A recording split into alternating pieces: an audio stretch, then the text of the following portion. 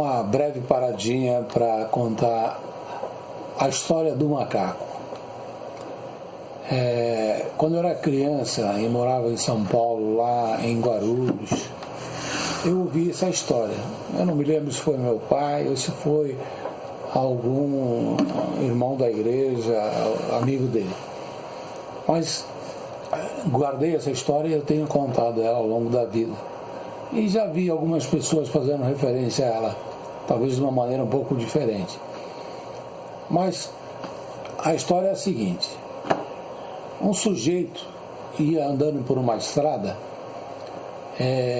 com um carrinho, na época que foi contado, eu acho que era uma TL ou Brasília, alguma coisa assim que eles falaram. Mas ele ia com o carrinho dele assim pela estrada e ele não tinha se precavido assim para fazer aquele percurso, aquela viagem, e ele não estava sem macaco dentro do carro. Ele tinha o estepe, mas não tinha o macaco para levantar o carro. E num determinado momento da viagem o pneu furou. Aí ele parou o carro, olhou assim a mala do carro, viu o estepe e pensou: e agora, como é que eu vou fazer para trocar o pneu, né? E o pneu furado não dava para ir, ainda mais que era estradinha de terra, cheio de pedra, ele ia estraçalhar o pneu dele. Aí ele olhou bem distante assim, ele viu uma casinha bem longe assim. Ele pegou e pensou: bom, aqui eu não posso ficar. Então eu vou andar até aquela casa e ver se ele tem um macaco para me emprestar lá. Aí tá bom. Ele fechou o carro, deixou o carro na estrada. Naquele tempo era seguro deixar o carro numa estradazinha, né? Os amigos do alheio não tinham proliferado tanto. Então vamos lá. Ele foi caminhando pela estrada e conforme ele ia caminhando, ele ia pensando: bom, eu vou chegar lá, aí vou bater palma.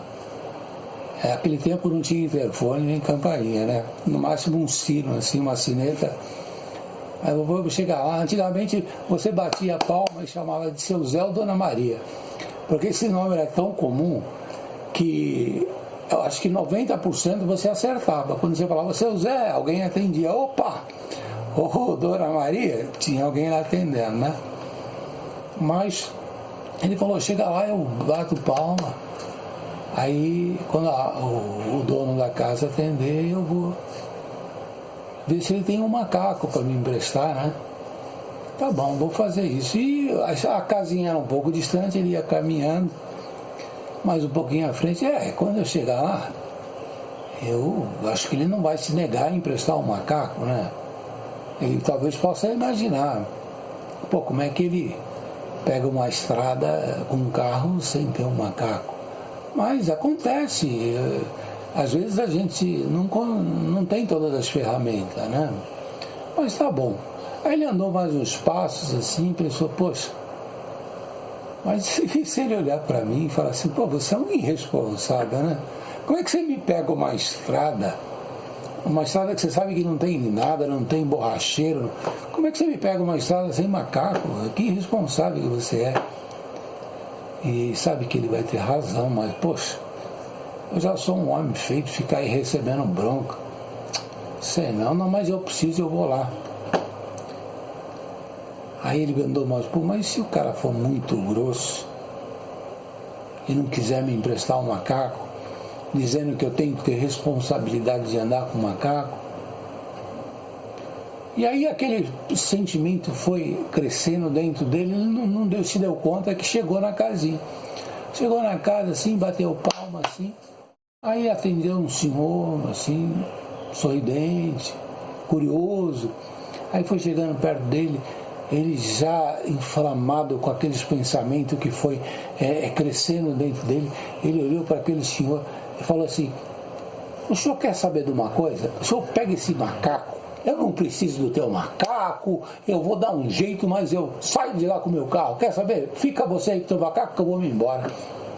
O senhor ficou olhando para ele assim: gente, que isso? Cada maluco que me aparece. Aí o senhor entrou para dentro da casa dele sem entender nada. Mas a história tinha uma moral, né? Às vezes as pessoas vão imaginando tantas coisas, vão colocando tanto impedimento na sua cabeça, que quando ela chega para executar a ação que ela planejava, ela já, em vez de agir corretamente, ela destrói totalmente a possibilidade que ela tinha de conseguir alguma coisa. Eu acho que muitas pessoas estão criando dentro de si grandes turbulências desnecessárias, por não acreditar nas possibilidades. A gente não deve ser um megalomaníaco, né? Desse pessoal que acredita que tudo vai dar certo, não se prepara para nada e tudo, quando chegar lá, vai dar certo, né? Eles acreditam até que não tem responsabilidade perante a vida. Não vamos se preparar, não vamos fazer nada, chega lá, Deus prepara as coisas. Isso é uma responsabilidade. Mas também a gente não pode ficar achando que tudo vai dar errado e não vamos conseguir fazer as coisas. Parar de criar esses demônios dentro da gente. A moral da história é essa. Aconteceu? Aconteceu. Vamos tentar resolver da melhor maneira possível, não imaginando que tudo vai dar errado.